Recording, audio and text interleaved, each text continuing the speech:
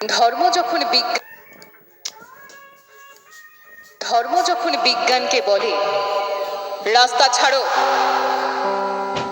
বিজ্ঞান কি রাস্তা ছেড়ে দেয়? পোপের ভয়ে দেশান্তরী হয়েছিলেন লিওনার্দো দা ভিঞ্চি। সারাদিন একটা অন্ধকার ঘরের মধ্যে পায়চারি করতেন গ্যালিলিও গ্যালিলেই। তাকে পাহারা দেবার জন্য বসে থাকত একজন ধর্মের পেয়াদা, যার চোখের পাতা বাতাসেও নড়ত না।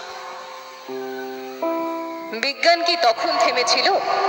তীর্থের পান্ডাদের হই হই, তাদের লাল চোখ কি পেরেছিল পৃথিবীকে বেঞ্চের উপর দাঁড় করিয়ে সূর্যকে তার চারপাশে উঠবোস করাতে? ধর্ম যতদিন দুঃখী মানুষকে বেঁচে থাকার সাহস দেয়, ততদিন রাস্তা নিয়ে কারোর সঙ্গে তার ঝগড়া থাকে না।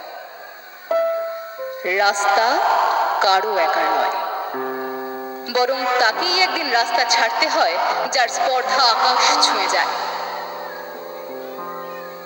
ধর্ম যখন প্রেমের গান খুলে ভাড়াটে জল্লাদের পোশাক গায়ে চাপায়, আর রাজনীতির বাদশারা পয়সা দিয়ে তার ইজ্জত কিনে নেয়, আর তার গলা থেকেও ধর্মের সানেদের মতোই কর্কশ আদেশ শোনা যায়, রাস্তা ছাড়ো নইলে।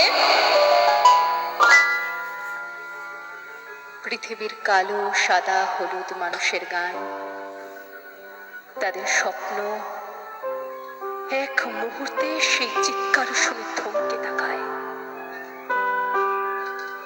তারপর যার যেদিকে রাস্তা সেদিকে মুখ করেই তারা আরো সামনের দিকে এগিয়ে যায়।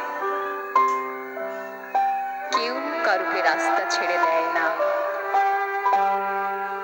যতদিন এই পৃথিবীতে গান থাকে, গানের মানুষ থাকে,